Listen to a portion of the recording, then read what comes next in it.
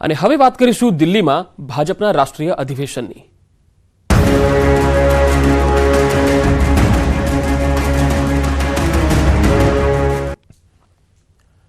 ભાજપના રાષ્ટ્રીય અધિવેશનનો આજે બીજો દિવસ છે। દિલ્હીમાં ભારત મંડપમાં ચાલી રહ્યું છે અધિવેશન।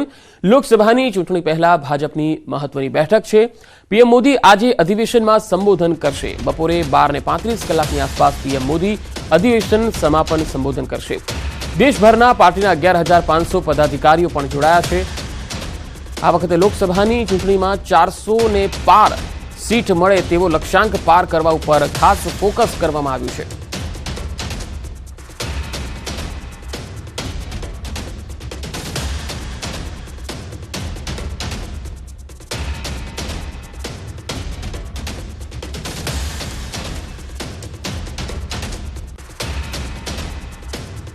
તો ભાજપ સાંસદ પૂનમબેન માડમનું નિવેદન। પ્રધાનમંત્રીએ ભાજપ માટે 370નું લક્ષ્ય રાખ્યું। ગુજરાતમાં ભાજપ ફરી 26માંથી 26 બેઠક જીતશે।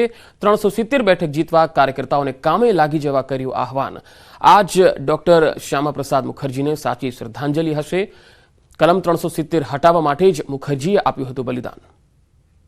કાશ્મીરમાં પણ જ્યારે 370ની ધારા હટાવવાનું કામ માનનીય પ્રધાનમંત્રીશ્રીના નેતૃત્વમાં થયું હોય ત્યારે એમને 370 બેઠકોની જે અપેક્ષા રાખી છે, મને ખાતરી છે કે આ દેશના નાગરિકો હોય કે કાર્યકર્તાઓની મહેનતના માધ્યમથી એ 370 બેઠકો ભારતીય જનતા પાર્ટીને ચોક્કસ મળશે।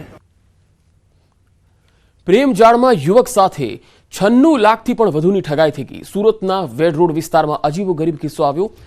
યુવકને પ્રેમ જાળમાં ફસાવી 96.44 લાખની ઠગાઈ થઈ ગઈ। ભાડુઆત મહિલાએ યુવકને પ્રેમ જાળમાં ફસાવ્યો હતો। મકાન વેચાણના 96.44 લાખ લઈને મહિલા પ્રેમી સાથે ફરાર થઈ ગઈ। અન્ય પ્રેમી સાથે મળી મહિલા 96.44 લાખ લઈને ફરાર થઈ ગઈ। ઠગ મહિલાની કરતૂતની જાણ થતા યુવકે ચોક બજાર પોલીસ મથકે ફરિયાદ નોંધાવી છે।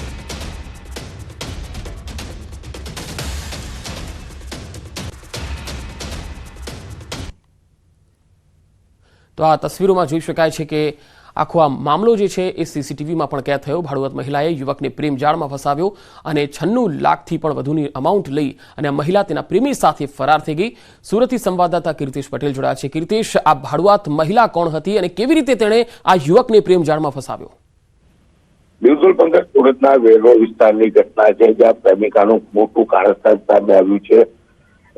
ખાસ કરીને મહિલા પ્રેમિકાએ યુવકને પ્રેમ જાળમાં ફસાવી 96 લાખ કરતા વધુ પડાઈ લેવાનો મામલો સામે આવ્યો છે। વિરમનગર સોસાયટીમાં રહેતા યુવકને ભાડુઆત મહિલાએ પ્રેમ જાળમાં ફસાવી, જેને જે મકાન વેચ્યું હતું તેના રૂપિયા તમામ રૂપિયા લઈ પોતાના પ્રેમી સાથે ભાગી ગયાનો મામલો સામે આવ્યો છે।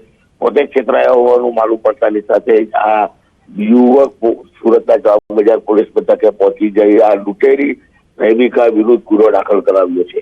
જી કીર્તિશ, આભાર માહિતી આપવા માટે। નરેશ પટેલે ચૂંટણી ન લડવાની કરી છે જાહેરાત। ચૂંટણી લડવા મુદ્દે નરેશ પટેલે મોટું નિવેદન આપ્યું। તેમણે કહ્યું છે કે હું ક્યારેય ચૂંટણી નહીં લડું, સેવા કાર્યમાં આજીવન જોડાયેલો રહીશ। સારા ઉમેદવારને ચોક્કસ મદદ કરીશું। ખોડલધામ કાગવડના ચેરમેન નરેશ પટેલ અરવલ્લીના માલપુરના પરસોડા ગામે ખોડલ ટ્રસ્ટ આયોજિત પ્રાણ પ્રતિષ્ઠા મહોત્સવમાં ઉપસ્થિત રહ્યા હતા, જ્યાં તેમણે આ દાવો કર્યો। તેમણે કહ્યું કે હું ક્યારેય ચૂંટણી નહીં લડું। તેમણે એવું પણ કહ્યું કે દેશમાં સનાતન ધર્મ એ હાલ ટુરિઝમ તરીકે વિકસ્યું છે, એ આનંદની વાત છે।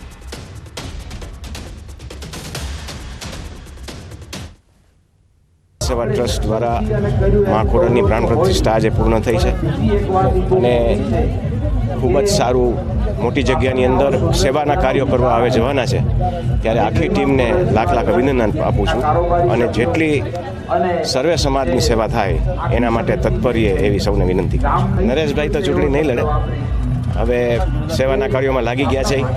જીવનભર ફક્ત સેવાના જ કાર્યો રાખવાના છે, પણ જ્યાં જ્યાં જરૂર પડશે કોઈને સારા ઉમેદવારોને બેકિંગ કરવાની ત્યાં જરૂરથી બેકિંગ કરશું।